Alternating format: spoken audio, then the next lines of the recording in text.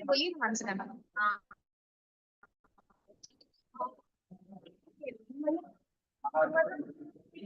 Monitor अच्छा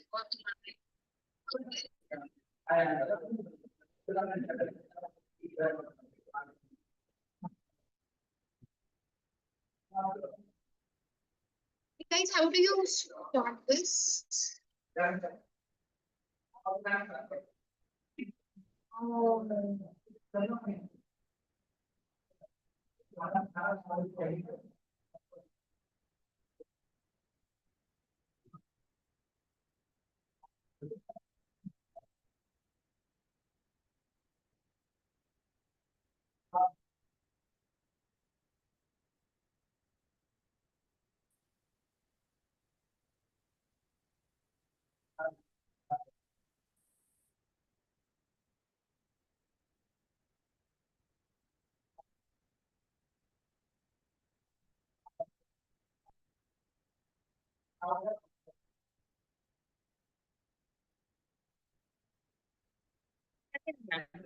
मला मी ते प्रेस केलं ना बटन दोनदा तर ते खावं होतं.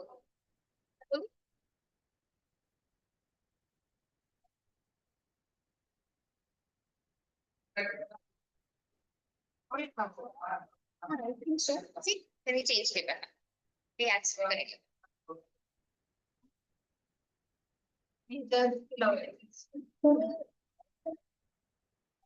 तिला कनेक्ट करते ना सोना मानसी.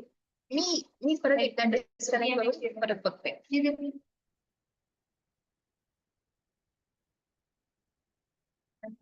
अभी आएगा. हाँ नहीं यूजुअली ऐसी है. तो आज तो कोई बटन वगैरह नहीं दूसरी केबल अच्छा है. आयो alright. Thank you ma'am.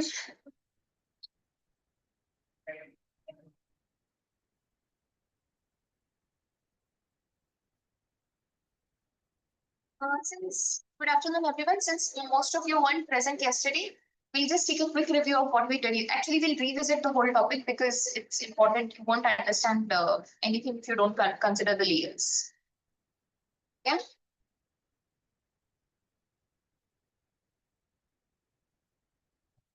In this particular topic, we are going to check out the Earth structure. We'll check out the layers, the different various layers of the Earth, how they were formed, what is their importance, the significance of the layers, notable characteristics, and so on and so forth. Then we'll check out the theories of formation of oceans and continents. Oceans and continents, meaning how the oceans and continents came to be formed. हमको एक standard continental drift theory पता था पुराने जमाने का. Currently हम we follow the tectonic plate theory. Okay, उसके बीच में एक सी फ्लो स्प्रेडिंग थ्योरी देख लेंगे, ये देख लेंगे, कन्वेक्शनल करंट थ्योरी देख लेंगे. That should cover the entire basis for the movement of the plates. Okay.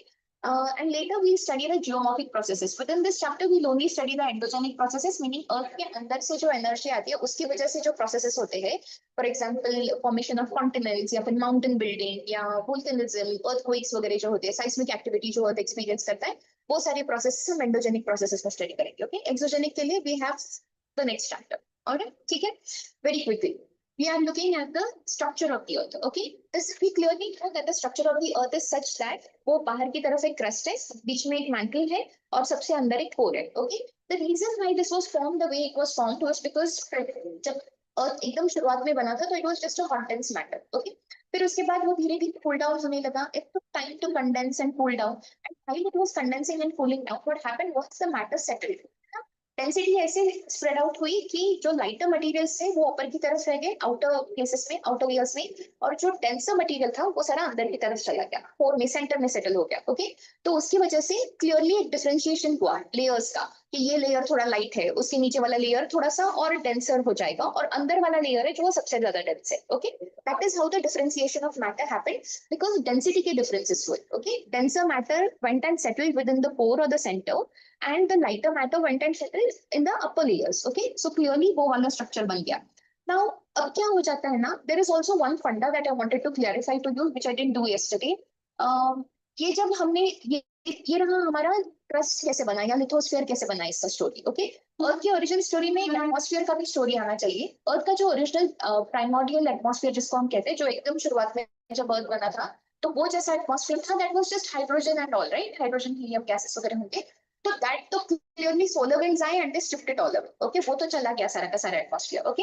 Then ये जो अर्थ का स्ट्रक्चर जब बन रहा था, लिथोस्फीयर जब बन रहा था, उसके प्रोसेस में एक अनदर प्रोसेस हुआ, टी गैसिंग, ओके। ये जो सारे केमिकल रिएक्शंस होते हैं, ये सारे एलिमेंट्स एक दूसरे के साथ इंटरेक्ट करते हैं, उसकी वजह से गैसेस रिलीज हुए, hydrogen, mostly carbon dioxide, ammonia वगैरह, ऐसे अलग अलग गैसेस रिलीज हुए, ओके। इसमें से हमारे लिए इंपॉर्टेंट है कार्बन डाइऑक्साइड, ओके। अब क्लियरली अर्थ के एटमॉस्फेयर पे अच्छा खासा कार्बन डाइऑक्साइड आ गया, alright. Then apart from that, earth पे वोल्केनोस से पुराने जमाने के, तो वो वोल्केनिक एक्टिविटी हुआ करती थी, तो क्लियरली उसमें से वाटर वेपर रिलीज होने लगा, okay. Now this water vapor is important because it was released at the time that the earth had started to cool down a little, okay. Water vapour cool होता है तो क्या होता है, condense हो जाता है, ऊपर जाके अच्छा खासा क्लाउड्स बना लेता है, ओके। वही किया उसने, और वो क्लाउड्स की वजह से नीचे बारिश आई। अब ये बारिश क्या करती है, कार्बन डाइऑक्साइड को खा जाती है, okay, because water acts as a sink for carbon dioxide. So clearly what happened was when the rainfall happened, whatever little rainfall happened, already cool हो रहा था अर्थ, अभी ऊपर से रेनफॉल आया तो वो कार्बन डाइऑक्साइड खा गया, तो अर्थ जो ऑलरेडी ठंडे होने के प्रोसेस में था वो और ज्यादा ठंडा हो गया, okay, because the carbon dioxide was minimise, थोड़ा सा कम हो गया था। अभी उसकी वजह से ज्यादा क्लाउड, अभी क्लियरली जब ज्यादा ठंड होगी तो ज्यादा कंडेंसेशन होगा वाटर वेपर का, and then more cooling happened, more waterfall and sorry more rainfall happened, okay. Now clearly अभी इतना पानी जब बरसेगा अर्थ के ऊपर तो ऑब्वियसली सेटल हो जाएगा, एक्यूमुलेट हो जाएगा, एंड एक्यूमुलेट होते होते उसने छोटे छोटे वाटर बॉडीज बना लिए एंड धीरे धीरे बड़े बड़े ओशंस बनाने लगा, ओके। अब वो ओशंस जब बनने लगे तो क्लियरली उसमें लाइफ बनने लगी, मरीन लाइफ एग्जिस्ट करने लगी। We began with the blue green algae and then we went on to form higher forms of life, थोड़े से better forms of life होने लगे, ओके। अभी वहां से क्लियरली ऑक्सीजन रिलीज होने लगा, है ना, प्लांट से वो तो क्लियरली स्टार्टेड रिलीजिंग ऑक्सीजन, और वो ऑक्सीजन सबसे पहले ओशंस में भर गया, एंड देन जब वो ओशन सैचुरेट हो गए उस ऑक्सीजन से, तब जाके वो एटमॉस्फेयर में रिलीज हो गया। That is how we replaced oxygen to be our more important gas as opposed to say carbon dioxide और एनी अदर। नाइट्रोजन तो एग्जिस्ट ही करता था, लेकिन ऑक्सीजन हमारे लिए जरूरी है ना, 21% एग्जिस्ट करता है, तो ओरिजिनल इसमें ऑक्सीजन इतना नहीं था, it only happened due to the photosynthetic processes. Are we good here? Okay, all right, back to business. We were discussing the structure and interior of the earth. We decided कि 3 layers है, सबसे ऊपर crust है, बीच में mental होगा और सबसे अंदर कोर होता है, ओके, सब गोल गोल है। एंड इसको हम एक और नाम से बुलाते हैं, वो जो क्रस्ट वाला पार्ट है उसको हम लिथोस्फीयर बुलाते हैं, crust and upper most solid matter. Then उसके नीचे का जो लेयर होता है, मैंटल का जो लेयर है मेजरली, उसको हम मेसोस्फीयर बुलाते हैं, meso being middle, so mesosphere. And जो सबसे नीचे वाला लेयर है, अंदर का जो कोर है, उसको हम बैरिस्फीयर बुलाते हैं, because it is extremely dense, right, अच्छा खासा डेंस मटेरियल है वो, तो उसको बैरिस्फीयर बुला देते हैं, ओके। एंड आयन का कंटेंट ज्यादा and so on so forth, so because of that, so we are saying this is where we are saying कि ये जो स्ट्रक्चर है अपनी अर्थ का वो जरा से एग्जामिन कर लिए थे। यू सी, ये जो ऊपर का क्रस्ट है, we say it is 0 to 100 kilometers thick, okay. We are saying at some places it can be very very thin, 0 kilometers से लेके 100 kilometers जब बोलते हैं तो 5 kilometers भी थिन हो सकता है एंड 100 kilometers भी थिक हो सकता है। The thickness of the crust will vary depending on how old the crust is. Usually older crust, especially stable crust जो होते हैं, जैसे रशिया का जो साइबेरियन प्लेटो वगैरह है, या तो वो वहां पे बड़े दिनों से वही वैसा ही है, स्टेबल है, कुछ हुआ नहीं है उसके साथ, तो क्लियरली बिल्डअप ज्यादा होता है, okay. So that is why the crust will be thicker. Sedimentation ज्यादा होगा तो क्लियरली बिल्डअप ज्यादा होता है, तो वो क्रस्ट थिक हो जाता है। हिमालयास या जहां पर माउंटेन्स होते हैं, अगर वहां का क्रस्ट देखे तो इतना फोल्डिंग हो गया है वहां पे कि द क्रस्ट का थिकनेस अपने आप बड़ा हो जाता है, okay. So obviously the thickness will be greater है, सो द क्रस्ट का थिकनेस जो होगा वो वेरी करेगा बिटवीन 0 to 100 kilometers, ओके। उसके नीचे का जो लेयर होता है वो आइडियली मैंटल होना चाहिए, ओके। अब ये मैंटल में मल्टीपल लेयर्स बन जाएंगे। सबसे ऊपर वाला जो लेयर है, दिस लेयर, ये ग्रेश कलर का लेयर नजर आ रहा है आपको, so that is going to be a upper most solid layer बुला रहे हैं हम उसको, ओके। हमारे इसके लिए we are just calling it upper most solid layer, okay. उसके नीचे का जो लेयर है, जिसको प्यार से अच्छा खासा एस्टेनोस्फीयर नाम दिया है, right, that is just molten magma, okay. Molten rock है वहां पे, मोल्टन मैग्मा है। हमारी जितनी भी वोल्केनिक एक्टिविटी होती है अर्थ पे, उसका सबका सोर्स है ये, जितना भी मैग्मा आता है वो सारा यहाँ से ड्रॉ किया जाता है, and then volcanoes, you know, that is the source of all magma, okay. So this is the asthenosphere. बाकी सारा mantle है, okay? Upper mantle and lower mantle. Then that is how that whole thing becomes, okay? And mantle का जो extension है, वो crust से लेके almost 2900 kilometers तक deep जाता है, okay? So if you are asked about the depth of the mantle, it is going to be 2900 kilometers, ठीक है? And then उसके बाद आता है core. ओके अब ये जो कोर है that can be outer core and inner core, ऐसे दो हिस्से हो जाएंगे उसमें भी। आउटर कोर जो होता है वो ऑब्वियसली लिक्विड है, इनर कोर जो है वो सॉलिड है। ओके एंड उसका जो डेप्थ है आउटर कोर का वो कुछ 5100 किलोमीटर तक जाएगा, एंड सबसे लास्ट जो डेप्थ है that is going to be 6378। हम नॉर्मली अप्रॉक्स बोलते हैं 6400 किलोमीटर अर्थ का रेडियस होता है। We will go with the exact distance which is 6378, okay, at least according to NCERT. So here we are going. So this is the general structure of the earth. Okay. अभी ये अर्थ के different different layers है, तो clearly earth के जो साइस्मिक waves होते हैं वो अलग अलग लेयर्स में, बिकॉज डेंसिटी डिफरेंट होती है हर लेयर की, तो अलग अलग लेयर्स में जाके अलग अलग स्पीड से चलते हैं। उनके जो फिजिकल कैरेक्टरिस्टिक्स है स्पीड के बगैर वो अल्टर हो जाते हैं। ओके तो जिस पॉइंट पे ये कैरेक्टरिस्टिक्स अल्टर हो जाते हैं उन पॉइंट्स को हम कहते हैं discontinuities. Okay so let's say this is where we are at. जैसे कि ये यहाँ पे चेंज हो गया राइट, क्रस्ट एंड एस्टेनोस्फीयर में क्लियरली डेंसिटी के डिफरेंसेस आ गए। तो साइस्मिक वेव जो होती है जो जब एक लेयर से दूसरे लेयर में जाएगी तो वो अपना बिहेवियर चेंज कर देगी। Okay if it goes into a denser layer it will move faster, उसका स्पीड थोड़ा ज्यादा हो जाता है बिकॉज क्लियरली इलास्टिसिटी थोड़ी ज्यादा बढ़ जाती है तो वो फास्ट मूव करता है। On the other hand and solid भी है ना, काफी सॉलिड है ये। ओके लेकिन यही अगर वो लिक्विड में चला गया तो फिर वो थोड़ा सा डिफरेंटली रिएक्ट करेगा। Okay so this is what happens. उस वो जो पॉइंट होता है, लिमिट होता है जिसमें लेयर टू लेयर बदल जाता है, एक लेयर से दूसरे लेयर में चले जाते हैं, उस पॉइंट पे आके वेव जो होती है, साइस्मिक वेव जो होती है वो बिहेवियर ऑल्टर कर देती है, and that is why that point is called as a discontinuity. कि इस पॉइंट के बाद the wave is going to behave in a discontinuous manner, it will behave in a different fashion in another layer. Okay ठीक है, is this good people? समझ में आ रहा है आपको ये? Okay good. एंड देन जब ये upper mantle to lower mantle या फिर मैंटल टू कोर या फिर upper outer core to inner core, ऐसे डिफरेंट डिफरेंट लेयर्स का डेंसिटी अलग अलग होगा, तो ऑब्वियसली हर वहां पे, हर उस जगह पे जहां पे वो वेव अपना बिहेवियर ऑल्टर करेगा वहां वहां पे हम डिसकंटिन्यूटीज मार्क कर लेते हैं। Okay is this good? We are going to study those different discontinuities also properly.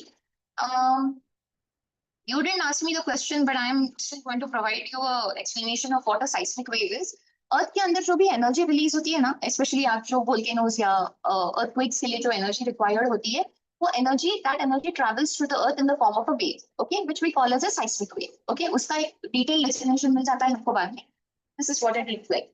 तो we study the discontinuities first and then we move on to the various layers of the earth. Okay ये रहे आपके सारे discontinuities. मैंने कल आपको एक सट्टा बताया था इसका, chief ministers are great leaders, है ना? दिस इज द सट्टा, प्लीज रिमेंबर द सट्टा।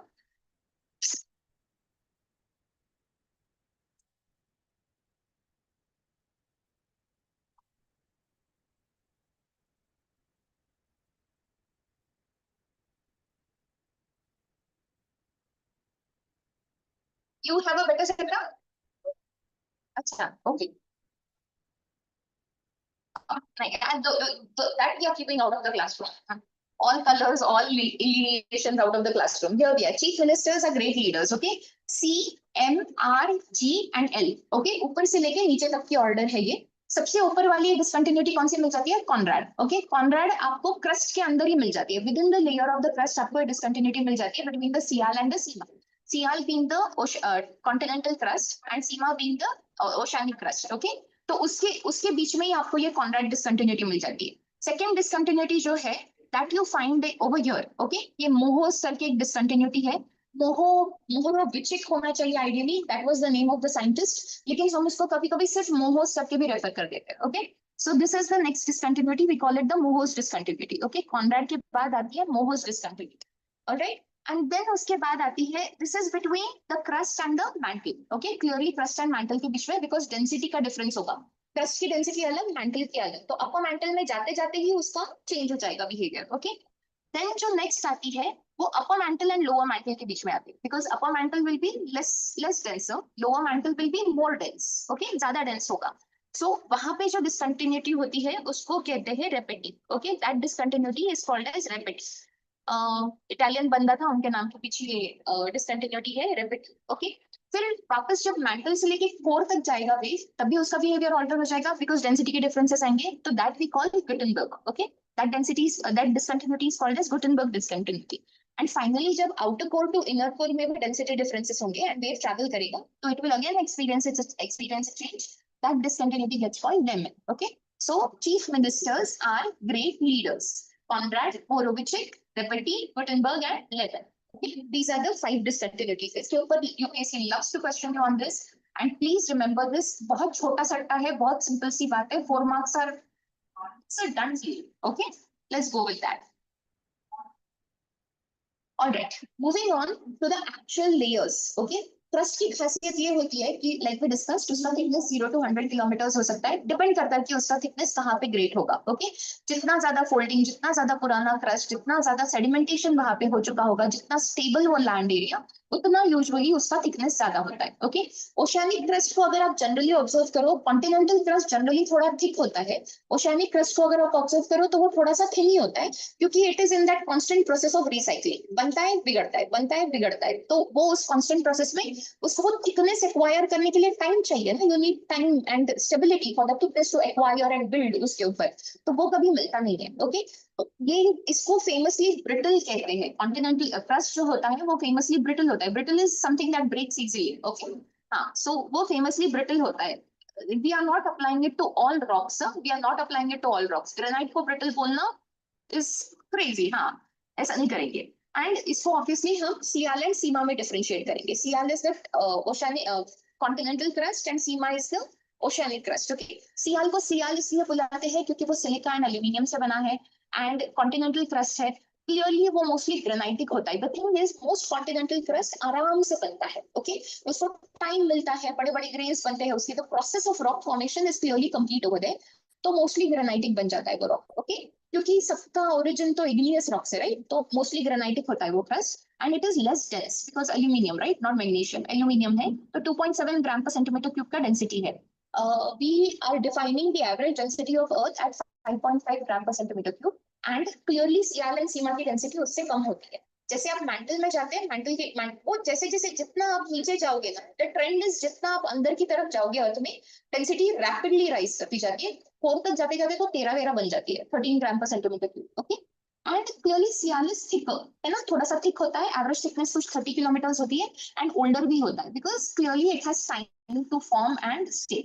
ओके, सीमा का फंडा ये है कि वो सिलिका एंड मैग्नीशियम से बनता है, इसलिए उसको सीमा बुला रहे हैं. It is oceanic crust, mostly basaltic होता है क्योंकि पानी के नीचे बन रहा है. सोचिए कितना झट से कूल डाउन होता होगा. ओशियानिक क्रस्ट है ना, तो ओशन के नीचे बनता है. ओशन की जो जमीन है उसकी बात कर रहे हैं हम लोग, तो वो सॉलिड है, that is pretty solid, but it is clearly being cool down very quickly.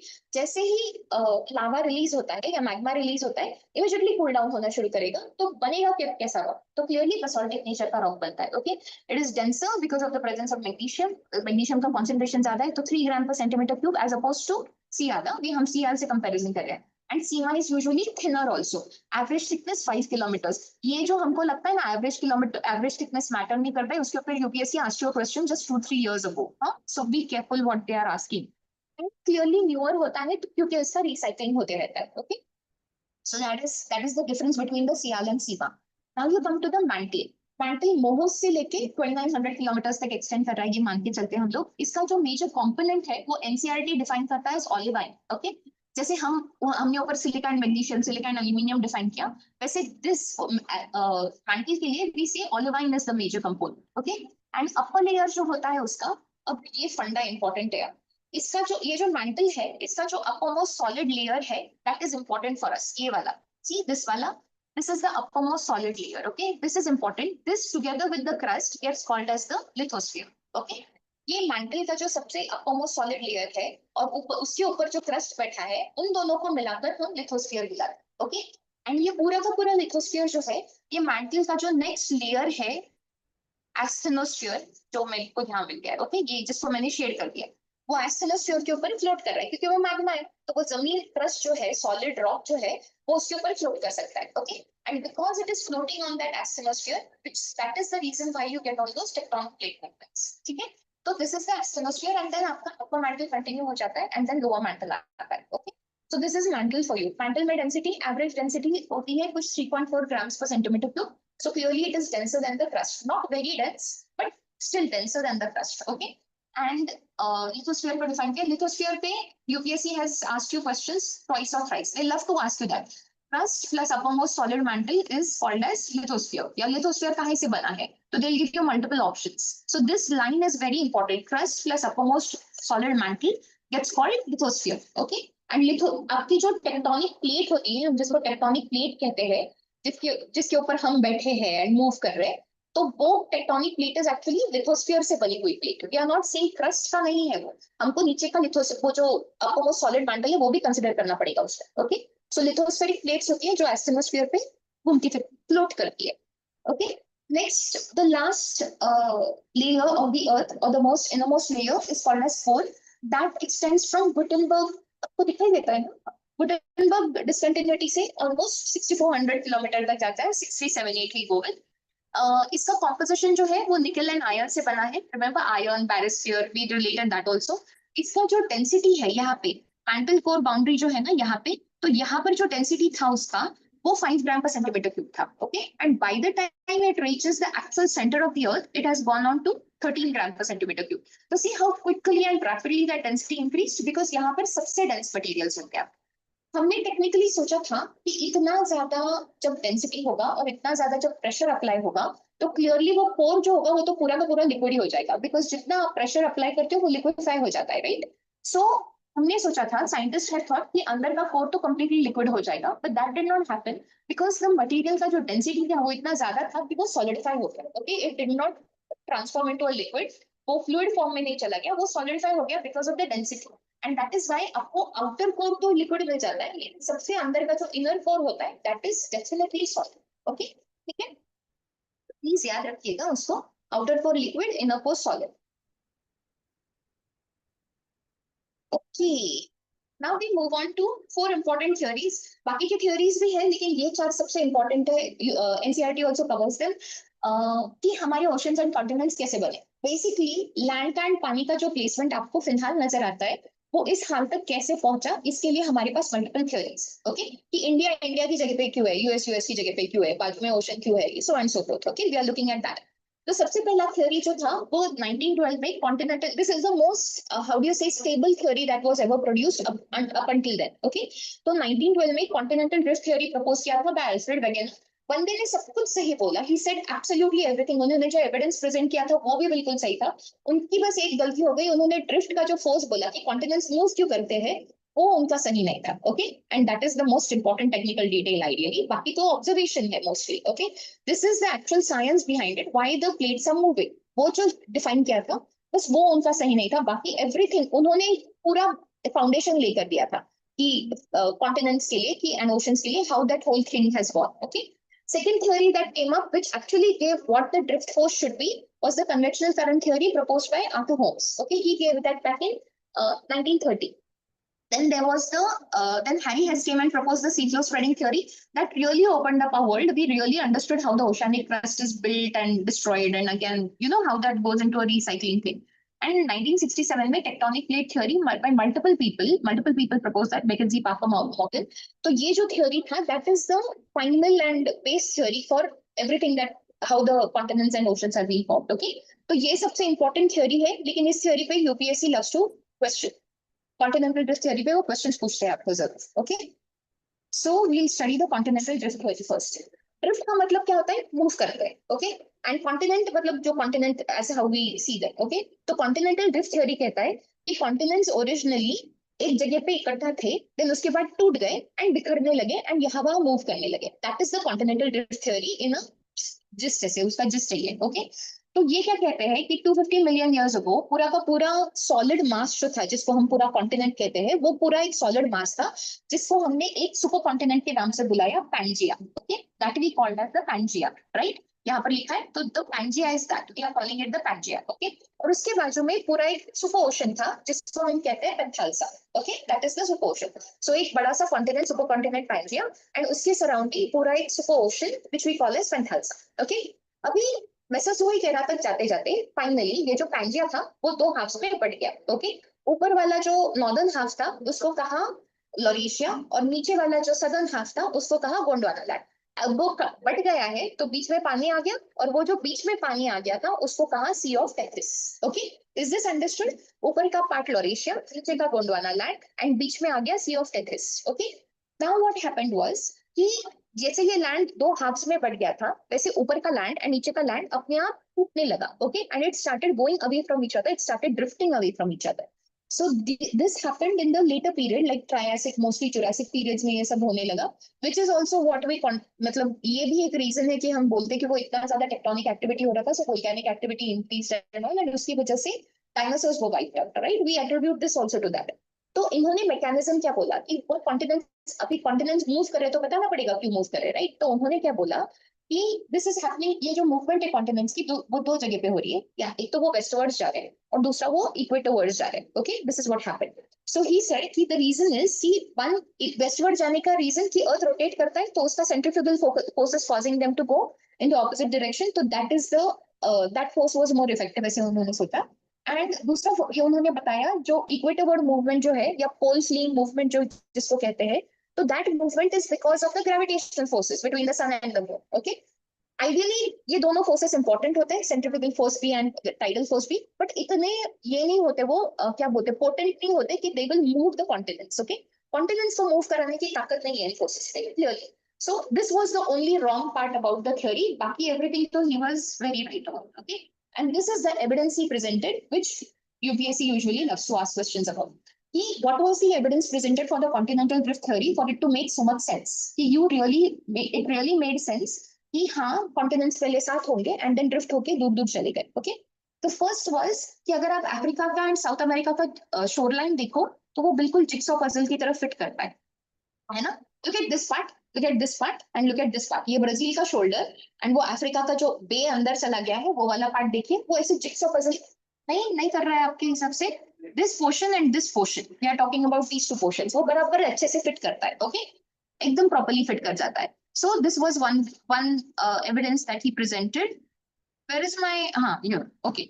And then he said कि ब्राजील में एंड वेस्टर्न अफ्रीका में रॉक्स जो है उनका एज सेम है. नॉर्मली रॉक्स का एज जो सेम होता है उसका फंडा ये होता है कि वो रॉक्स का जो ओरिजिन है वो साथ में हो गया है ना, तब जाके आपको सेम एज के रॉक्स मिल जाते हैं. सो ही वाज सेइंग यहाँ पे और यहाँ पे जो रॉक्स है तो वो क्लियरली सेम एज के है, तो इसका मतलब ये कभी तो साथ हुआ करते थे, अलग हो गए हैं, लेकिन रॉक्स अभी अपने अपने कॉन्टिनेंट्स पे रह गए. ओके, यूजुअली आपको यहाँ पे प्लेसर डिपॉजिट्स, गोल्ड के जो डिपॉजिट्स होते हैं ना उनको प्लेसर डिपॉजिट्स मिलते हैं बोलते हैं. ओके, सो वो जो प्लेसर डिपॉजिट्स है वो आपको ब्राजील में भी मिलते हैं और यहाँ पर घाना में भी मिल जाते हैं. ओके, द फंडा इज कि घाना में आपको सोर्स रॉक नहीं मिलता है, सोर्स रॉक आपको सिर्फ ब्राजील में मिलता है. So you know clearly कि you have the source rock and the placer deposits both in Brazil and you have only the deposits in Ghana, और बाकी और कई जगह पे आपको वहां गोल्ड नहीं मिल रहा है clearly. Okay, you're not finding gold anywhere else.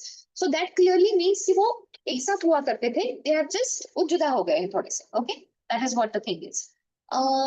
Next basis ये टिलाइट करके एक मटेरियल रहता है, ग्लेशियल सेडिमेंट्री रॉक बनता है. ओके, ऐसा सेडिमेंट्री रॉक है, क्लियरली टुकड़े टुकड़े से बना है, फ्रैगमेंट से बना है, लेकिन इसके लिए you need a glacier to happen. Okay, उसके लिए वो ग्लेशियल डिपॉजिट्स होने चाहिए. तो ये आपको पूरे सदर्न हेमिस्फीयर में मिलता है एंड इंडिया में मिल जाता है, जो अभी फिलहाल नॉर्दर्न हेमिस्फीयर में बैठा है. प्रूफ इनफ कि इंडिया कभी तो सदर्न हेमिस्फीयर से जुड़ा हुआ था. Okay, then you will find कि अरे हाँ, this is a very important thing. Atlantic Ocean के जो मैक्सिमम आपको जितने भी पुराने डिपॉजिट्स आप ढूंढने जाओ, मरीन डिपॉजिट्स, वो जुरासिक पीरियड के पहले नहीं मिलेंगे. ओके, इसका मतलब कि अटलांटिक ओशन जुरासिक पीरियड के पहले कभी एग्जिस्ट ही नहीं करता था. Okay, it was formed after the Jurassic period, मतलब क्लियरली लैंड साथ हुआ करता था. ये लैंड की बात कर रहे हैं हम लोग, राइट? ये वाला this ocean. So clearly all this land used to be together, then it was torn apart and that is how the Atlantic Ocean came to be. Okay, that's the funda. ये Norway है आपका, this is Norway over here, this is Norway. ये नजर आ रहा है, ये Norway है. क्लियरली थोड़ा सा फ्रिजिड जोन में चला गया है. यहाँ पे आपको ट्रॉपिकल प्लांट्स के फॉसिल्स मिल जाते हैं, विच मीन्स अगर क्लियरली ट्रॉपिकल अभी आके कोई गाड़ के तो चला नहीं गया clearly. So it means Norway कभी तो ट्रॉपिकल रीजन में हुआ करता था, बहुत बहुत पुराने जमाने में, millions of years ago Norway used to be somewhere in the tropical region, after which it has migrated all the way northward. Okay, this is what we assume. And lastly ये मल्टीपल फॉसिल्स है अलग अलग animals की, जैसे लेमोर्स, लिस्ट्रोसॉरस, मेसोसॉरस या फिर सिनोग्नोथस ऐसे, and एक ग्लोसोप्टेरिस नाम का एक फर्न जैसा प्लांट मिलता है. ओके, तो इनके जो फॉसिल्स है ये आपको throughout you see all these places. जैसे आपको ये जो मेसोसॉरस है ये क्लियरली आपको यहाँ पे अफ्रीका में एंड साउथ अमेरिका में मिलता है. ओके, ये एनिमल सिर्फ फ्रेश वाटर में जा सकता है, तैर सकता है. ओके, ये अटलांटिक ओशन के थ्रू तैर नहीं सकता था. तो क्लियरली ये एनिमल ओरिजिनली दोनों प्लेसेस में था, मतलब ये दोनों लैंड्स जुड़े हुए थे, एंड देन उसके बाद वो सेपरेट आउट हो गए because this animal can not migrate from place to place. Okay, similarly so with Glossopteris, आपको ये पूरे सदर्न हेमिस्फीयर में अलग अलग कॉन्टिनेंट्स में मिल जाता है एंड इंडिया में मिल जाता है. ओके, इंडिया जो अभी फिलहाल नॉर्दर्न हेमिस्फीयर में है. So clearly these used to be together. And a very important theory that this debunked was, हम एक लेमुरिया नाम का आइलैंड इमेजिन करते थे. इंडियन कॉन्टेक्स्ट में we will call it the Kumari Kandam. Okay, ये रहा तमिलनाडु. ओके, एंड ये रहा यहाँ पे, वी इमेजिन यहाँ पर एक आइलैंड है. ओके, तो मतलब that was the general idea कि कल्चरली बहुत सिग्निफिकेंट था. तमिल लिटरेचर में अगर आप पढ़ो तो उसका बहुत रेफरेंस मिल जाता है. तो फंडा इज कि ये आइलैंड को आप दो चीजों से रिलेट कर सकते हो वेस्टर्न फिलोसफी में. One is Lemuria and the second is Adam's bridge, Ram Setu जिसको हम कहते हैं. सो उसका and the funda is the original belief was that कि ये पहले एक बड़ा सा आइलैंड हुआ करता था जो बाद में डूब गया, समुद्र के नीचे डूब गया, अब हमको नहीं मिलता है. जैसे अटलांटिस की स्टोरी बताते हैं ना हम लोग, वैसी वाली स्टोरी. ओके, लेमोरिया का कॉन्सेप्ट मैं आपको समझा देती हूँ. ये रहा मैडागास्कर, ये रहा इंडिया. लेमोर जो है वो या तो मैडागास्कर में मिलते हैं, उनके फॉसिल्स या तो मैडागास्कर में मिलते हैं या इंडिया में मिलते हैं. ओके, दूसरी और किसी जगह पे नहीं मिल रहे आपको क्लियरली. तो इसका मतलब वी आर सेइंग ये सब कुछ साथ हुआ करता था एक बार को, क्योंकि लेमोर तो तैर तैर के होलते हुए इंडियन ओशन से नहीं जाएंगे वहां पे, है ना. तो पहले साथ हुआ करता था, फिर वो फॉसिल्स बने एंड देन उसके बाद वो लैंड टूट गया. ओके, एंड सेपरेट आउट हो गया. सो दिस इज, एंड उनके हिसाब से जिन्होंने वो लेमोरिया का कॉन्सेप्ट प्रपोज किया था वो किसी एक अलग ही स्पीशीज ऑफ पीपल की बात कर रहे थे. उनके हिसाब से ये जो मैडागास्कर और इंडिया है उसके बीच में एक प्रॉपर लैंड का ब्रिज हुआ करता था जो फाइनली सबमर्ज हो गया कुछ मिलियन इयर्स बिफोर. वो सबमर्ज हो गया एंड वो ट्राइब या स्पीशीज पूरी खत्म हो गई. Okay, that was the general funda. But because we have now propose the continental drift theory, you clearly know there is no such submerging of land. Okay, जो भी सबमर्ज लैंड है वो नीचे, वो सबमर्ज नहीं है, वो नीचे से ऊपर आ रहा है. Okay, that is a different story all together. All right, so these two theories were debunked, and that is important. And that finishes off our continental drift theory. Everything was right, all observations correct, except the drift force. What was causing the continents to move was what Wegener got wrong. Okay, now how do you correct that? So Mr. Holmes came up and he suggested this theory. Okay, convectional current theory. Convectional current theory, convectional currents पता है कैसे setup होते हैं. अगर temperature के differences हो पानी में तो क्लियरली वार्मर करंट जो होता है वो ऊपर राइज करता है एंड देन साइडवेज जाता है एंड देन कोल्डर वाटर जो होता है वो नीचे सिंक कर जाता है. ओके, एंड देन वो वापस मिक्स होके, this is how the currents work. तो कन्वेक्शनल करंट इस तरह से काम करता है. तो वैसा ही मैंटल में क्या हो जाता है, ऊपर की तरफ मैंटल थोड़ा सा ठंडा है, नीचे की तरफ कोर के कांटेक्ट में तो थोड़ा सा वार्म है. तो मैंटल में भी वैसे ही कन्वेक्शनल करंट सेटअप हो जाते हैं. Warmer currents will rise up, थोड़ा सा शिफ्ट कर जाएंगे राइटवर्ड्स एंड देन वापस नीचे सिंक कर जाएंगे क्योंकि अभी ठंडा ठंडा हो गया. ओके, सो ये जो होते हैं ये थर्मल डिफरेंसेस की वजह से सेट होने वाले करंट्स होते हैं, convectional currents. Because radio active elements की एक्टिविटी चलती रहती है तो उसकी वजह से टेम्परेचर डिफरेंसेस हो जाएंगे एंड उसकी वजह से ये कन्वेक्शन करंट सेटअप हो जाते हैं. अब ये जो कन्वेक्शनल करंट्स होते हैं वो काफी स्ट्रॉन्ग है या क्लियरली कॉजिंग द कॉन्टिनेंट्स. ऐसे जो करंट्स होंगे ऐसे वाले, this is online lecture right, if the currents are going in this direction, है ना, ऊपर की तरफ जाएंगे तो ऐसे नीचे से करंट्स जाएंगे, साइडवेज जाएंगे, फिर नीचे जाएंगे, right. That is the theory. तो ये वाले जो करंट्स होंगे they will clearly cause the continents to move away from each other. Okay, because they are clearly pulling the continents away. तो दीज करंट्स, ये जो ऊपर वाले करंट्स है वो क्लियरली कॉन्टिनेंट्स को नीचे लेके जाएंगे. मीनवाइल जैसे ये दोनों करंट्स है वैसे यहाँ से भी एक करंट आएगा और यहाँ से भी एक करंट आएगा, देयर विल बी करंट्स. तो जो दो करंट्स मिलते हैं at some point they will cause the continents to come together, वो कॉन्टिनेंट्स को मीट करवाएंगे. ओके, एंड एक दूसरे के नीचे जाने के लिए मतलब they will subduct one continent below the other, one plate below the other, but clearly this is how it works. Okay, multiple cycles है ना, एक ही साइकिल नहीं है, मल्टीपल साइकिल सेटअप हो जाती है. तो क्लियरली एक जगह होगी जहां पे वो करंट्स ड्रिफ्ट कर रहे हैं, एक दूसरे से दूर जाएंगे, वहां पे they cause the continents to cause the continents to move away. जहां पर the currents are you know the currents finally have a meeting point, वहां पे वो क्लियरली कॉन्टिनेंट्स भी मिल जाएंगे. Okay, so this is causing the continents to move. That is the convectional current theory. And इसी के बेसिस पे Harry has proposed a new theory which is called as the seafloor spreading theory. The guy clearly studied the seafloor a lot. तो उन्होंने वो वाला theory propose किया. उन्होंने क्या कहा, अब ये ना इसको ठीक से देख लीजिए. वी आर सेइंग ये रेनबो मैंटल में जो करंट सेटअप हो गए, हम उन करंट्स की बात कर रहे हैं, राइट. ये इस डायरेक्शन में जा रहा है और ये इस डायरेक्शन में जा रहा है. This is the flow of the currents, right. That is the current, those are the currents that are being set up. And ये करंट्स सेटअप होते हैं तो क्लियरली एस्टेनोस्फीयर में सेटअप हो रहे हैं ऊपर की तरफ, जिसकी वजह से एस्टेनोस्फीयर से कनेक्टेड जो प्लेट्स है they are being driven by these currents. Okay, वो उस करंट्स की वजह से मूव कर रहे हैं clearly. So see this point, यहाँ पर क्या हो रहा है, this is called as the ridge, okay. ये पॉइंट जो होता है इसको ओशियानिक रिज कहते हैं। रिज माने माउंटेन जैसी जगह, okay. The reason why it is called as the ridge is because वो जो करंट्स है क्लियरली वो वहां पे ऊपर राइज करते हैं, okay. The currents are rising above over here. वो जो कन्वेक्शन करंट्स है and clearly magma along with it is rising upward, okay.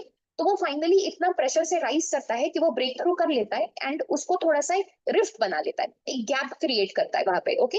जो भी क्रस्ट होगा उसमें एक गैप क्रिएट करता है एंड वहां से बाहर आ जाता है, okay. It will come out from here, the lava will come out from here, not always in an explosive fashion जैसे हम वोल्केनोज को इमेजिन करते हैं, चुपचाप से भी फ्लो कर सकता है वो, ओके। बट नॉनदलेस वो gap, it finds a gap, it creates a gap, finds a gap and finally comes out of that, okay. तो ये जो रिज होती है वहां पर it will push the ocean floor apart, उसने उस ओशन फ्लोर को दोनों तरफ पुश कर दिया है, it has pushed the ocean floor apart and वहां पे अभी ये लावा है, राइट। और वो ऊपर से ओशन की वजह से, वो पानी की वजह से ठंडा होने वाला है, तो क्लियरली नया क्रस्ट बनेगा वहां पे, okay. So now new crust is being formed at this ridge, यहाँ पे इस रिज पे नया वाला क्रस्ट बन जाएगा, ओके।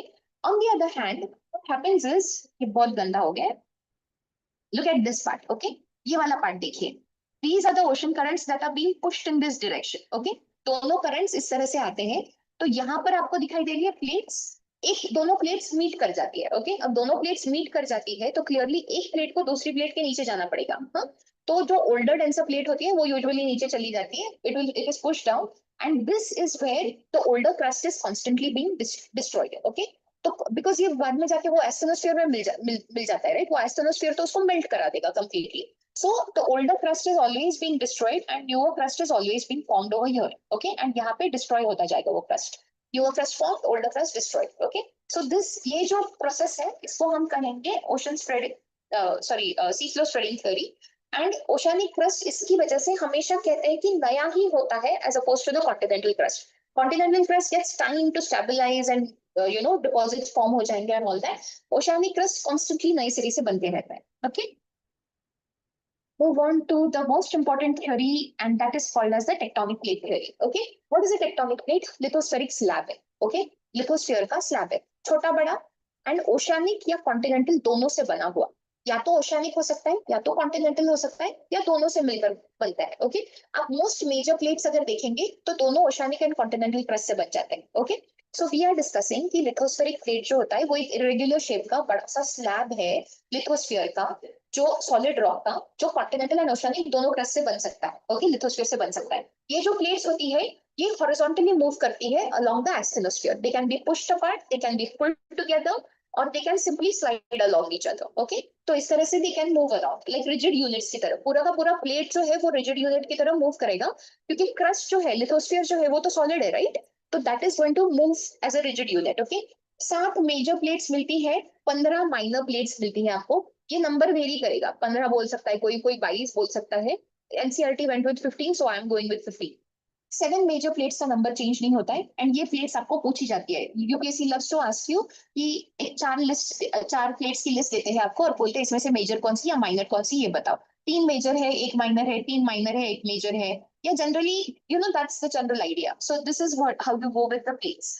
तो you are going with Antarctic plate, ये सबसे नीचे जो दिखाई दे रही है ब्लूइश कलर की, हाँ, that is going to be the Antarctic plate, okay. ये पूरी की पूरी प्लेट जो है वो एंटार्क्टिक प्लेट है। उसमें एक light blue and dark blue दिखाई दे रहा है आपको।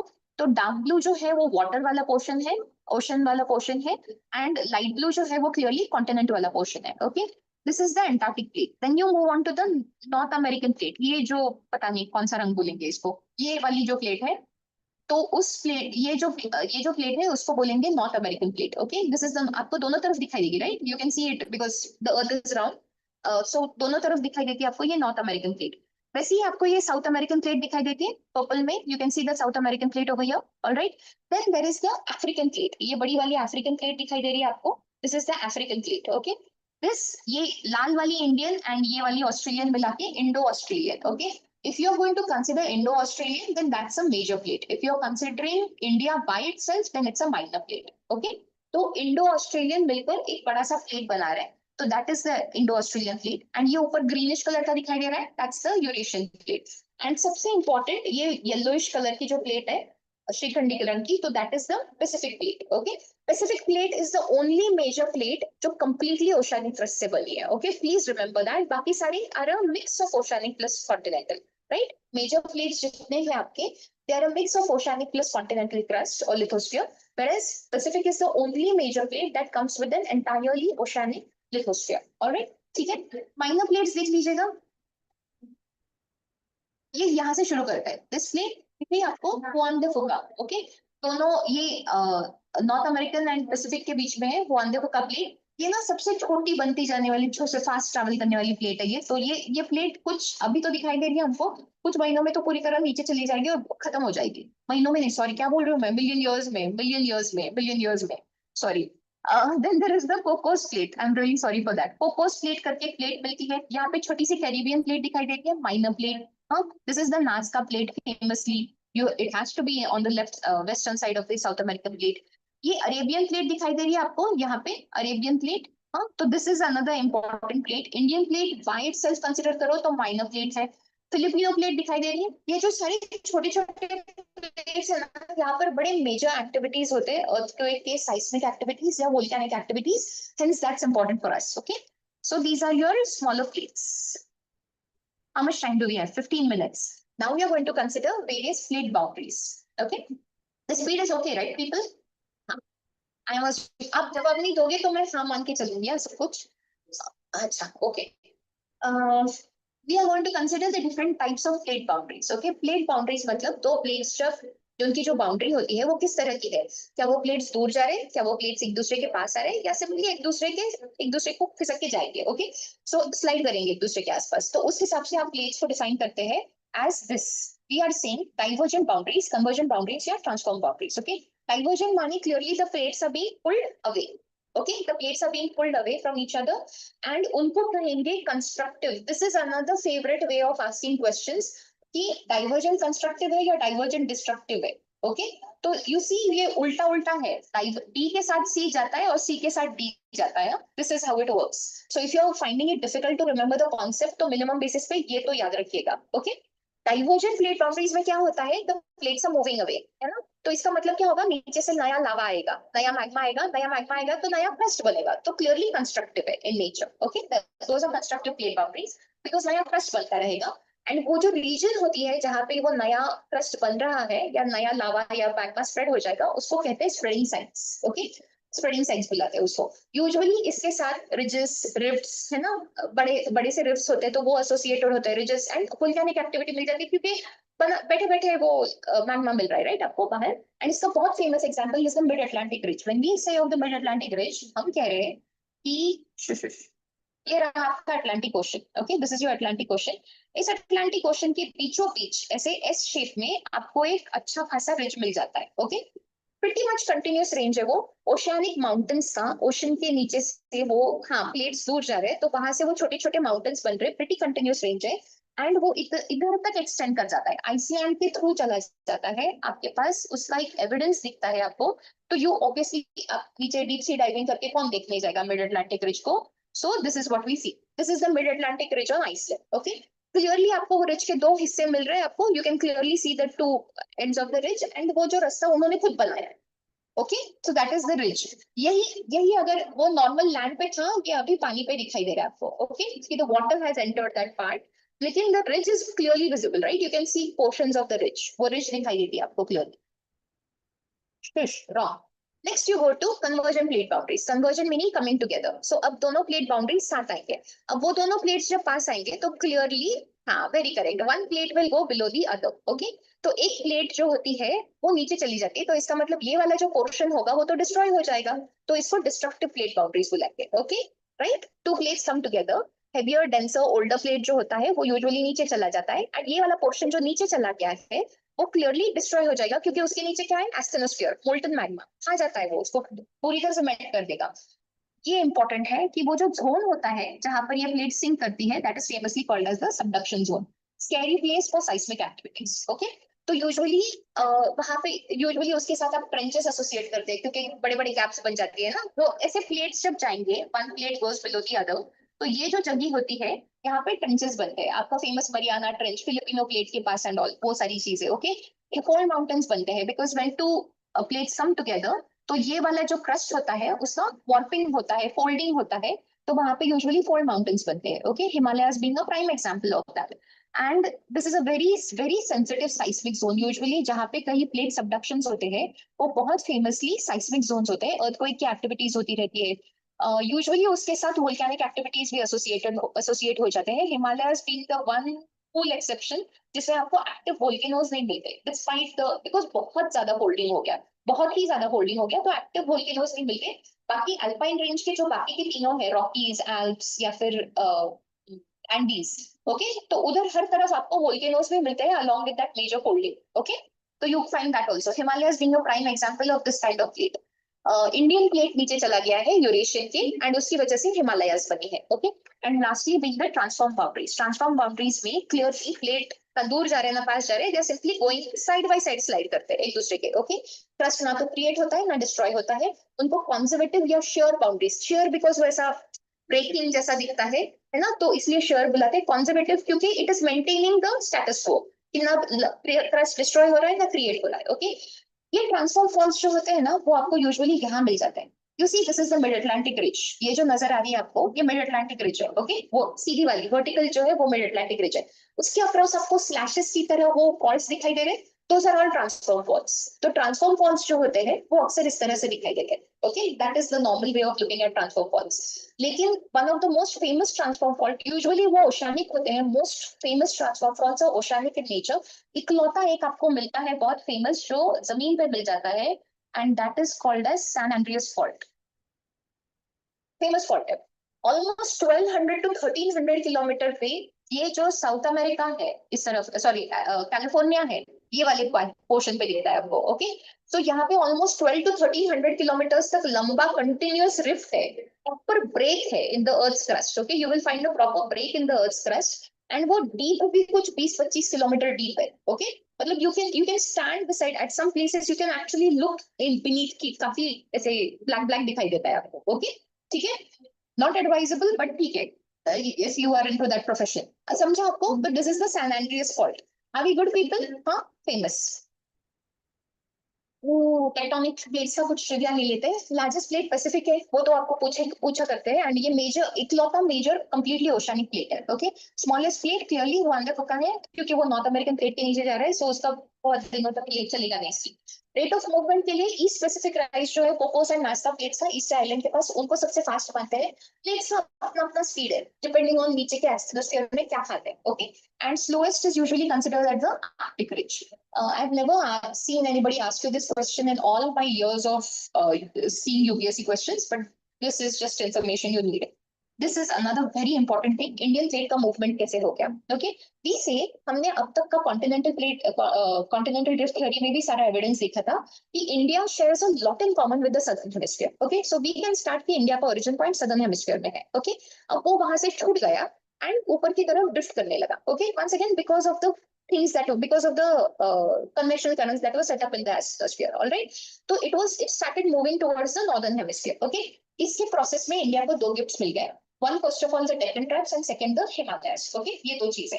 अभी डेक्कन ट्रैप्स को देख लीजिए, ये यहाँ से निकल रहा है. Okay, we are saying Indian plate यहाँ से छूटकर, इंडियन प्लेट यहाँ से इस रीजन से छूटकर ऑल द वे ऊपर की तरफ, this is the direction is. Okay, this is the direction of the This is the direction of the flow. Okay, ये इस तरह से जाएगा वो Indian plate. Okay, now we are saying कि वो यहाँ से जब गुजर रहा था ना, यहाँ पर इस रीजन में एक रियूनियन आइलैंड्स नाम का जगह है. Okay, वोल्केनिक हॉटस्पॉट है, फेमस वोल्केनिक हॉटस्पॉट है. Okay, do you find India में we know कि क्लियरली वो डेक्कन ट्रैप्स बने हैं, वोल्केनिक प्लेटफॉर्म है क्लियरली, है ना, अच्छा खासा वोल्केनिक प्लेटो बना है अपने यहाँ पे, बेसॉल्ट प्लेटो है. लेकिन उसका वोल्केनिक का जो ये है लावा फ्लो है वो कहाँ से आता है? वो दूसरे एंड पे कहीं तो वो एक एक्टिव वोल्केनो है अपने पास. What do we call our active volcano? Andaman में है बैरन आइलैंड, राइट. सो वो बैरन आइलैंड कहीं तो उस तरफ पड़ा है. यहाँ पे कहाँ है आपके पास कोई वोल्केनिक एक्टिविटी? डेक्कन प्लेटो पे. सो दिस इज दैट गिफ्ट. वो रियूनियन आइलैंड्स के ऊपर से जा रहा था, रियूनियन हॉटस्पॉट के ऊपर से, एंड ऐसा नहीं है ना कि वो ऐसे फास्ट जा रहा है, मेट्रो ट्रेन नहीं है, तो clearly it is taking time to go. तो while it was in that region and it experience that volcanic activity, ये सारा स्टीम हो गया. ओके, ये डेक्कन प्लेटो बन गया. डेक्कन ट्रैप्स बुलाते हैं हम उसको बिकॉज उसके मल्टीपल लेयर्स होते हैं. ओके, सो वो पूरा का पूरा लेयर, वो जो पूरा रॉक फॉर्मेशन है वो वहां का है, उस पीरियड का है, ओके, पुराना है, क्रिटेशियस पीरियड का है। तो clearly Deccan traps are older than the Himalayas. Himalayas तो बनने के बाद जाएंगे राइट वहां पे। So please remember this activity also. तो वो डेक्कन ट्रैप्स वहां से आए हैं, उधर रियूनियन हॉटस्पॉट का गिफ्ट है वो, ओके। आउटपोरिंग ऑफ लवा हो गया एंड वहां पर दो बने। देन उसके बाद वो धीरे धीरे ऊपर जाने लगा। ये 55 मिलियन ईयर्स अगो अभी भी देखिए वो अभी भी नीचे के ही हेमिस्फीयर में है, ओके, धीरे धीरे ऊपर जा रहा है।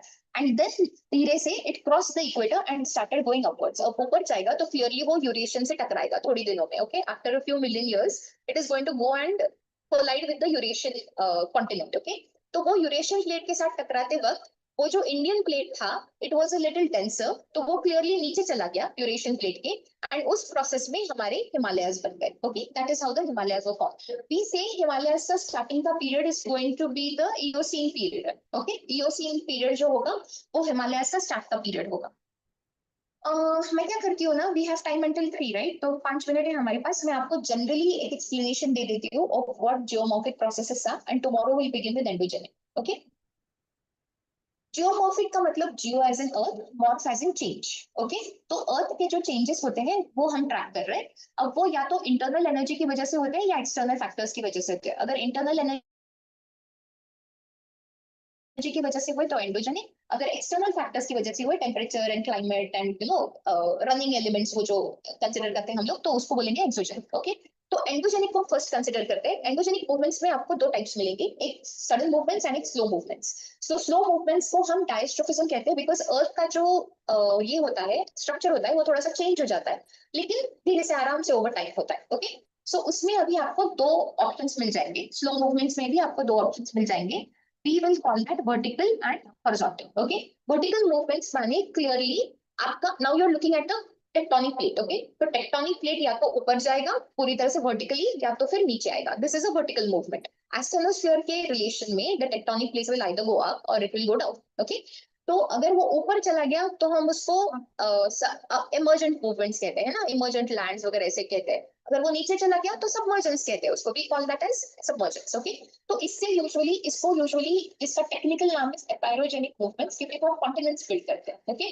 तो कॉन्टिनेंट बिल्डिंग या एपायरोजेनिक मूवमेंट्स बुलाते हैं उसको। And then we come to the other part जहाँ पे हॉरिजॉन्टल मूवमेंट्स हो रहे हैं। हॉरिजॉन्टल मतलब ये पास आओ, दूर जाओ कॉन्टिनेंट्स से ना, या फिर स्लाइड करो। सो इनको कहेंगे हॉरिजॉन्टल मूवमेंट्स, ओके, बिकॉज वो हॉरिजॉन्टली हो रहे हैं। तो इनको कहते हैं, ये usually these movements are usually responsible for mountain building, those are called as orogenic activities, okay. और orogenic movements because they build mountains, oro is mountain, so orogenic.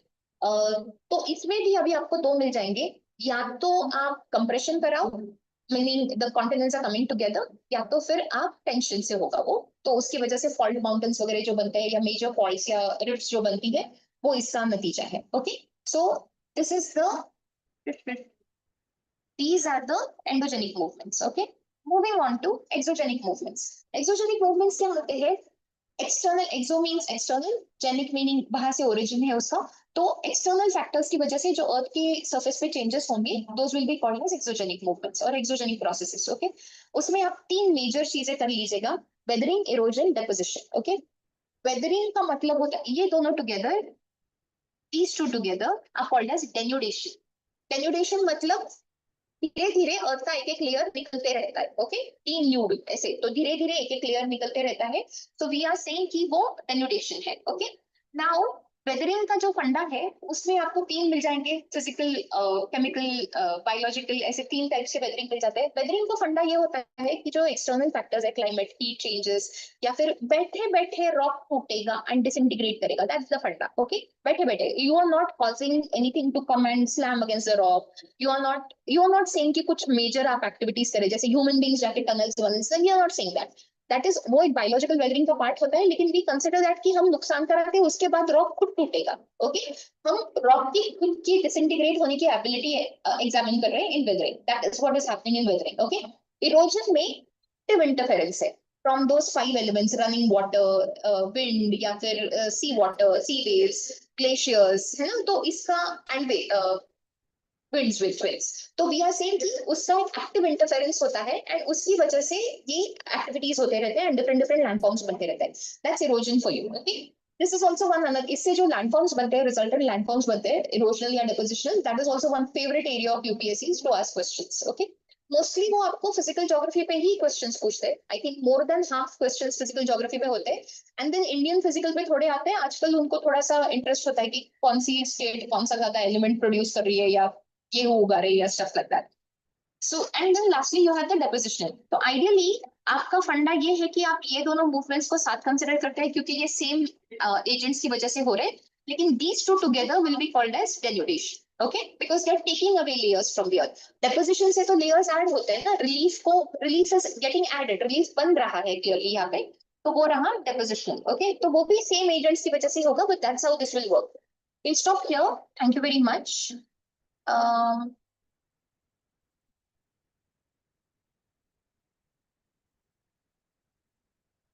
अभी इसका क्या करूँ मैं,